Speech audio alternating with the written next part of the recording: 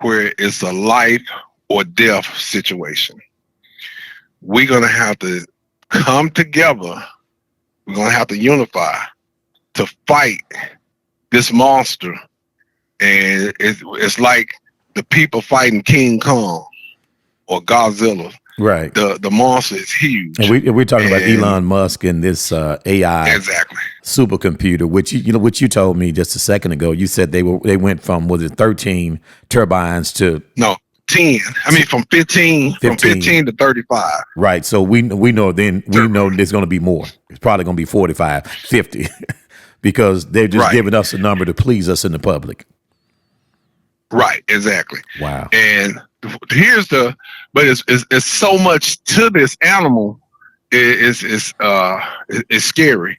You know, he said that all he needed was 15 gas turbines. Now they're at 35, and that's going to pollute the community. That's going to pollute. Now I went to a meeting this weekend with Justin Pearson, and he was saying that it's going to be. These turbines is going to be putting out 17 tons of toxins in the air. And that's in the South Memphis area, right? Right. It's in the South Memphis. But see, the thing is, the South Memphis, the 38109 is going to get hit the hardest. But the whole city is going to suffer. Yeah, 38109 is where? South Memphis. South Memphis, okay. South Memphis, yeah.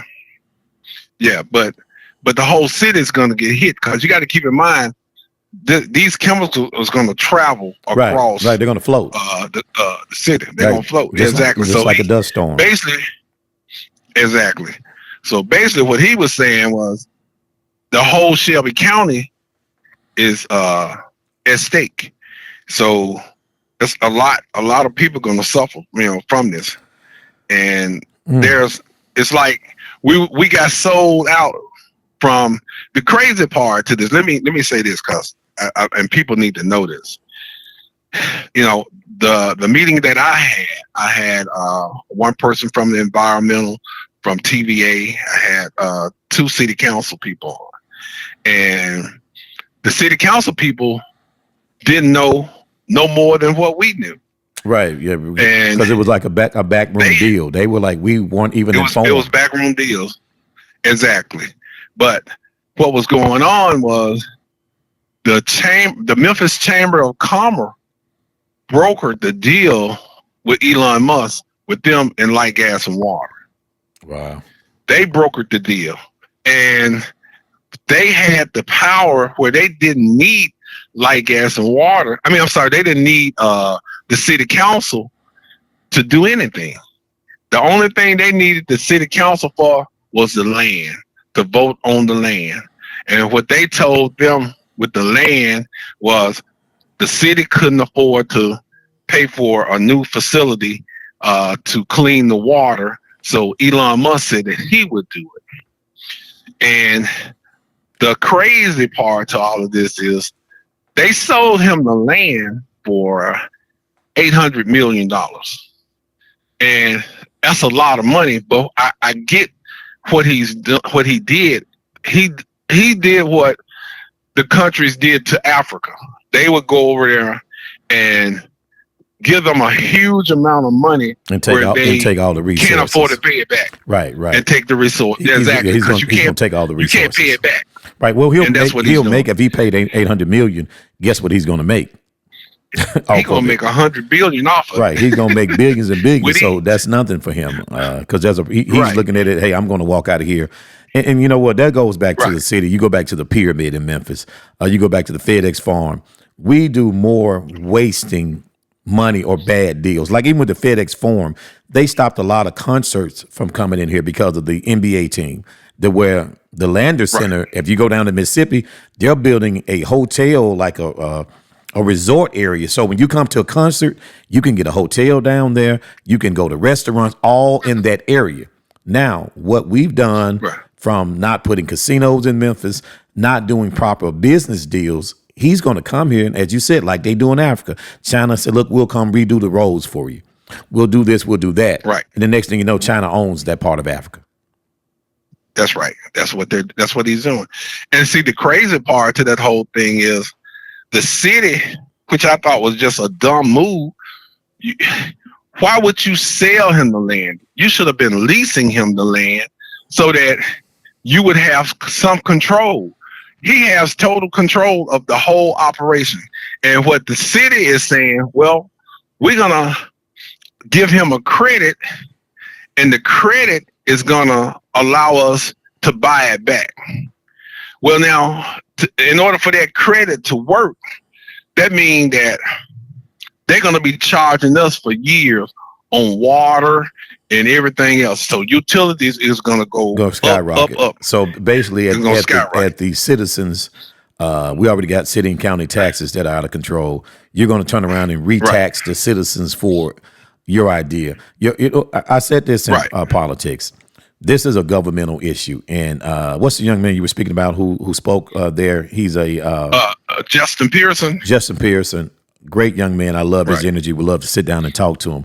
What we got to start doing is holding government and the city accountable.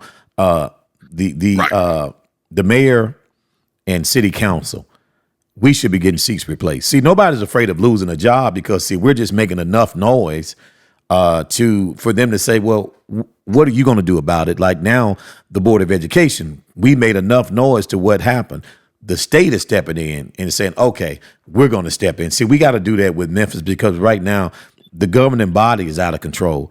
Paul Young cutting backyard deals, and I told people this, it's just my opinion.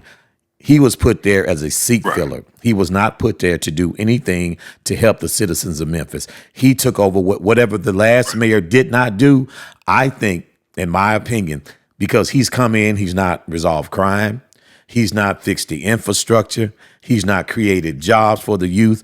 He has not done anything. But one thing he did do, and I keep saying this to people, he came in and he created a liaison for the LGBT community.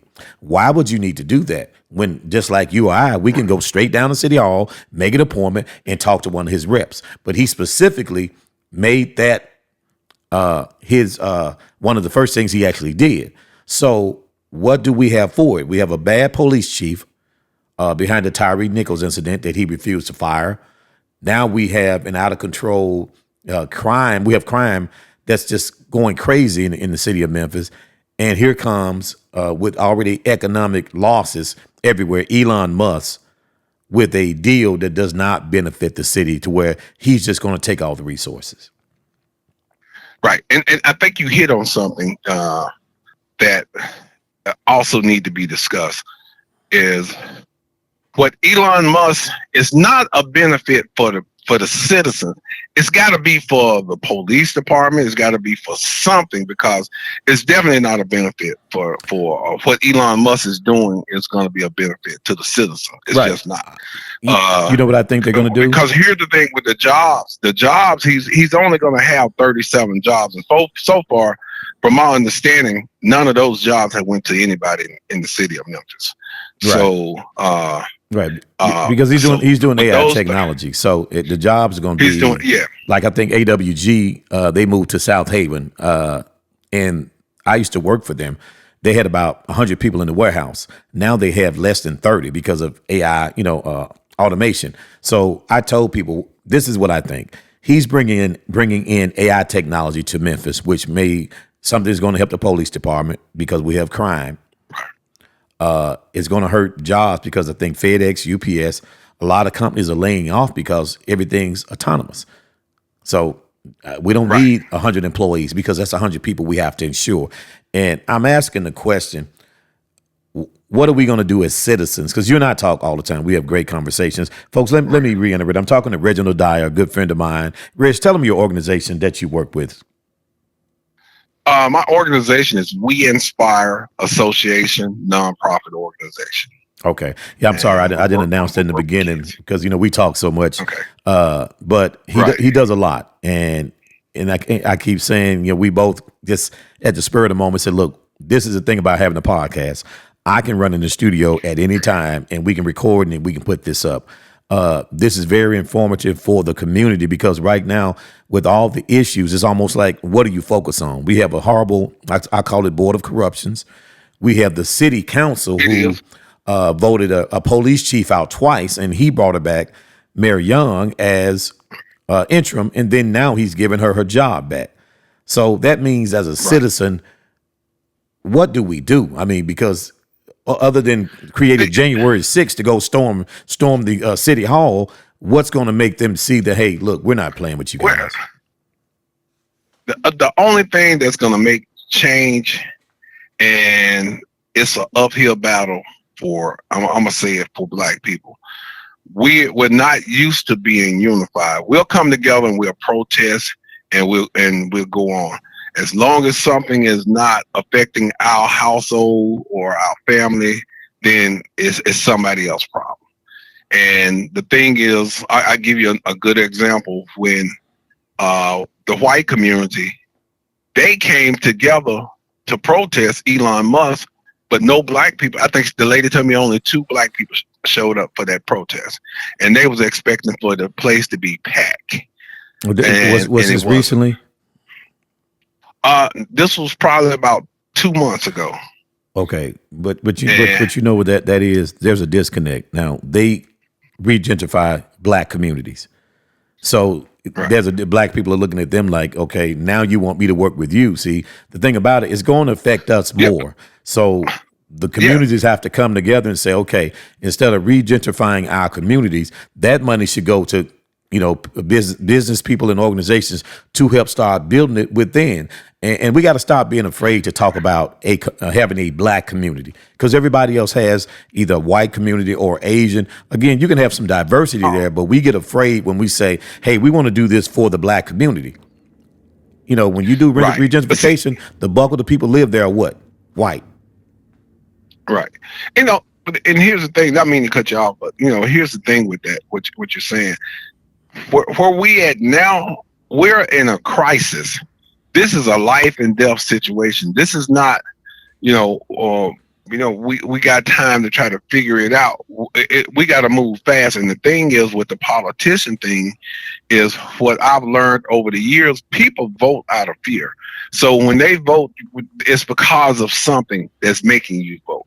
And instead of you telling the politicians that if you're going to go in there and represent me, this is what I want, and this is how you're going to do it. Just like what happened with Elon Musk. Nothing should have happened until they came to the citizens and asked the citizens, is this what you want? California turned them down. Georgia turned them down. And I think it's another state turned him down. They refused to have him in their city doing what he's doing. But because our city is so corrupt, it was open arms. And he's been here over a year. They've said around a year and a half. He's been here about a year and a half. Oh, Elon Musk has? Yeah, he's been here a year and a half. See, they need to look at getting rid of Paul Young. Yeah, well, it's not just Paul Young, the whole system, because the board, the people who were involved need to be removed. Yeah, the Chamber of Commerce, all these folks that's involved.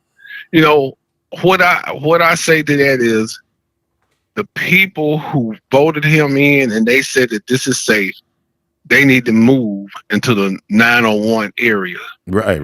If it's so safe, what we want you to do is you move, you take your family in, which we know they're not going to do that. Yeah, we know they ain't going to do it. Exactly, because they know it ain't safe. Right. They know it's not safe, and they know that they're going to be killing folks. But, so it's sad. Exactly. And this is what's going to happen to us.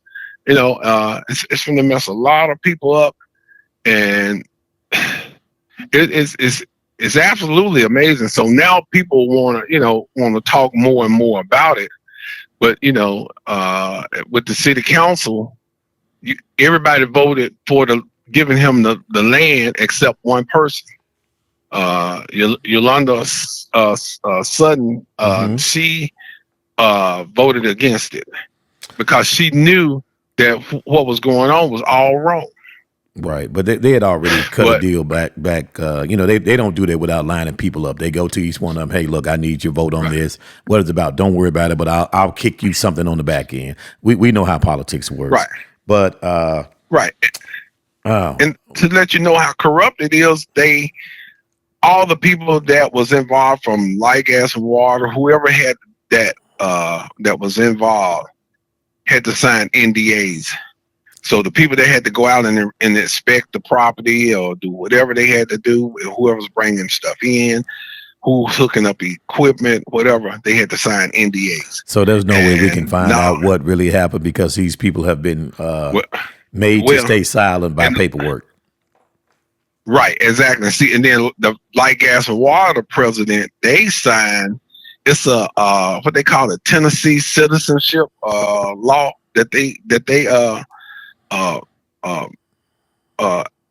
what you want to call it? I think that's it. Yeah, but they had that signed where it's confidentiality, so they don't have to discuss it with anybody. And they signed 7 contracts. 7 contracts. And 7 contracts, and they don't have to discuss not one contract with nobody. Wow, that's similar to the government fracking. It's so many harmful chemicals. They went and put in a law to where they don't even have to disclose to you what chemicals they're putting in the ground. That's right.